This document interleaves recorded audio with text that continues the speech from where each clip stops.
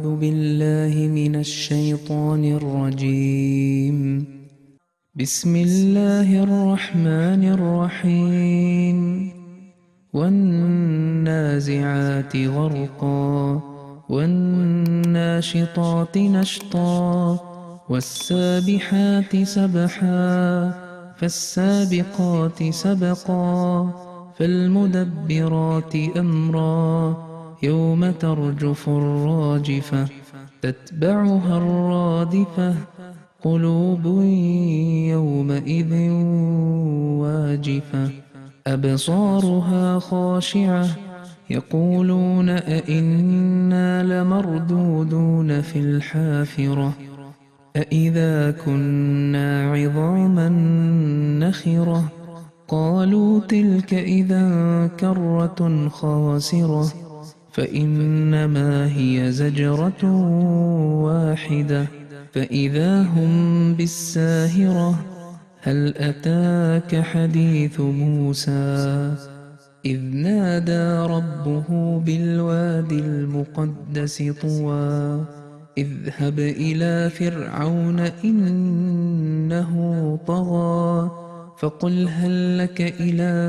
أن تزكى وأهديك إلى ربك فتخشى فأراه الآية الكبرى فكذب وعصى ثم أدبر يسعى فحشر فنادى فقال أنا ربكم الأعلى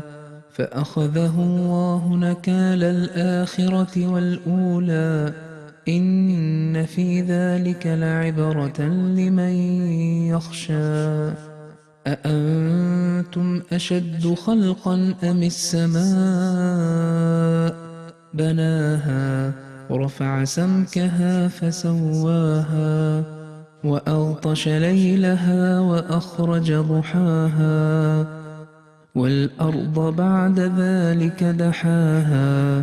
أخرج منها ماءها ومرعاها والجبال أرساها متاعا لكم ولأنعامكم فإذا جاءت الطامة الكبرى يوم يتذكر الإنسان ما سعى وبرزت الجحيم لمن يرى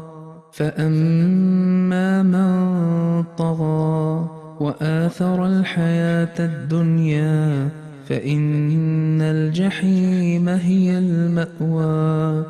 وأما من خاف مقام ربه ونهى النفس عن الهوى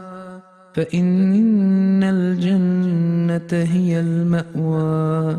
يسألونك عن الساعة أيان مرساها فيم أنت من ذكراها إلى ربك منتهاها إنما